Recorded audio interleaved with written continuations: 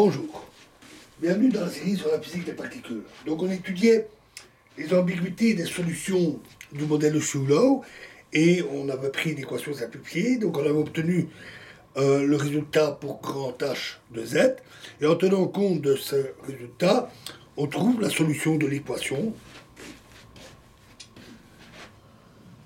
H oméga est égal à V sur 1 moins V sur pi fois I de oméga moins VC oméga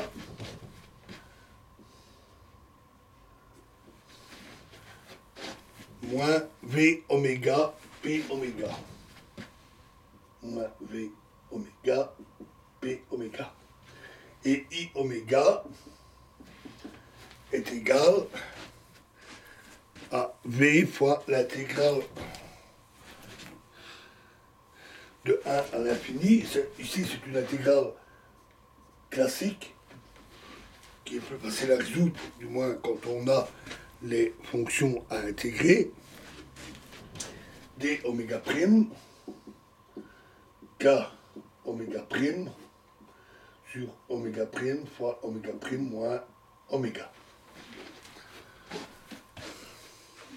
Il est clair que la solution qui est ainsi obtenue pour H oméga dépend de la collection infinie de paramètres V, C, oméga 1, P1, oméga 2, P2, etc., etc., etc. C'est-à-dire qu'elle est ambiguë.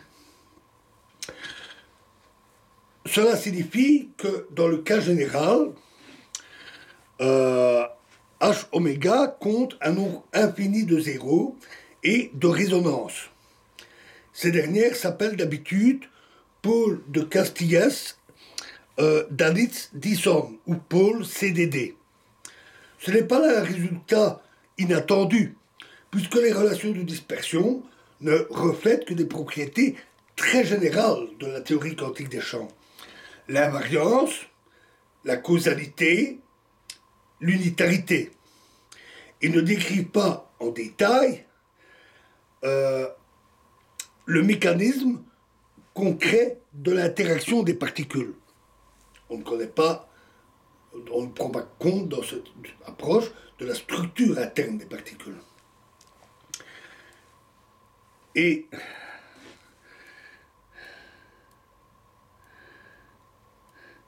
une ambiguïté analogue est propre également aux solutions des équations de Shewlow.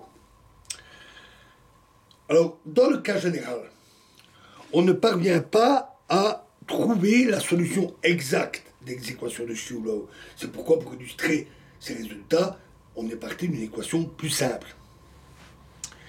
Cherchons donc pour les équations la solution approchée.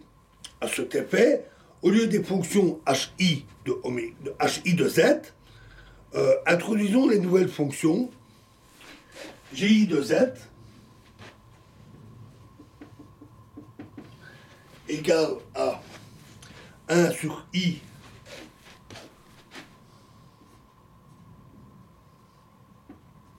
hi de z fois lambda i sur z. Les fonctions hi de z sont partout analytiques, sauf au pôle z égale 0, et sur les deux coupures de plus 1 à l'infini et de moins 1 à moins l'infini, le long de l'axe réel. Les fonctions gi de z n'ont déjà plus de pôle au point z égale 0, mais elles ont toujours les mêmes coupures que les fonctions hi de z. L'intégrale de Cauchy des fonctions gi de z s'écrit donc sous la forme de fonction gi de z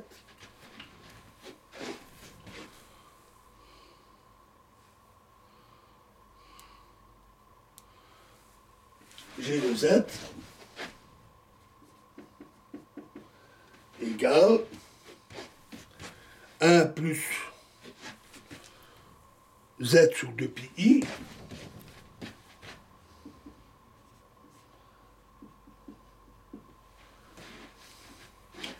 fois l'intégrale de 1 à l'infini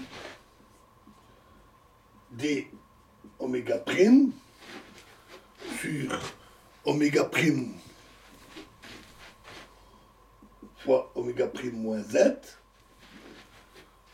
fois g oméga prime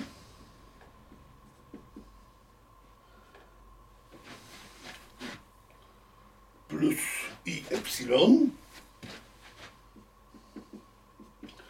moins g oméga prime moins i epsilon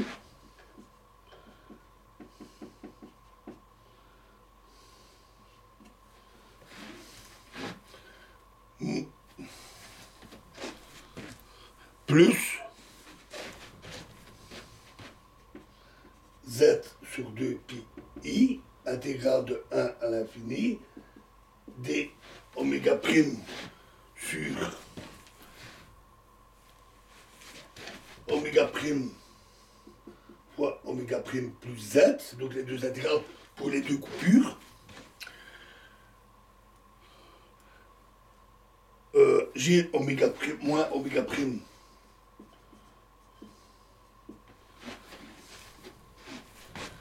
plus i epsilon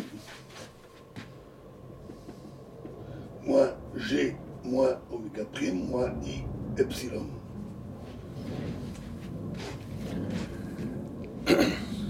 Alors ici, en toute rigueur, il faudrait également tenir compte des thermapoles de la fonction gi de z qui correspondent aux zéros des fonctions hi de z, puisque c'est l'inverse de la fonction. Mais on admettra ici que toutes les fonctions hi de z ne possèdent pas de zéro. Alors ces formules entraînent que pour les fonctions gi de z, de la coupure droite, pour la coupure droite, donc le saut est alors égal à g oméga plus i epsilon moins g oméga moins i epsilon est égal à lambda i sur oméga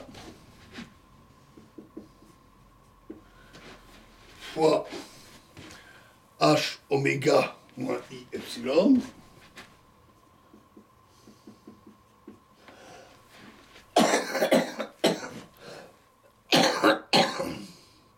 moins h oméga plus i epsilon divisé par h oméga plus i epsilon fois h star oméga moins i epsilon, c'est-à-dire lambda i sur oméga fois partie imaginaire de h oméga sur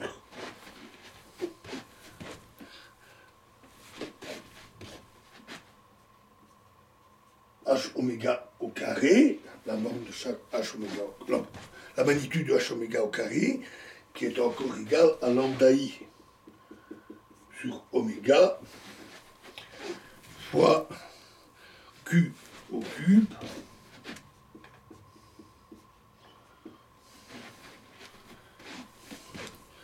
fois v carré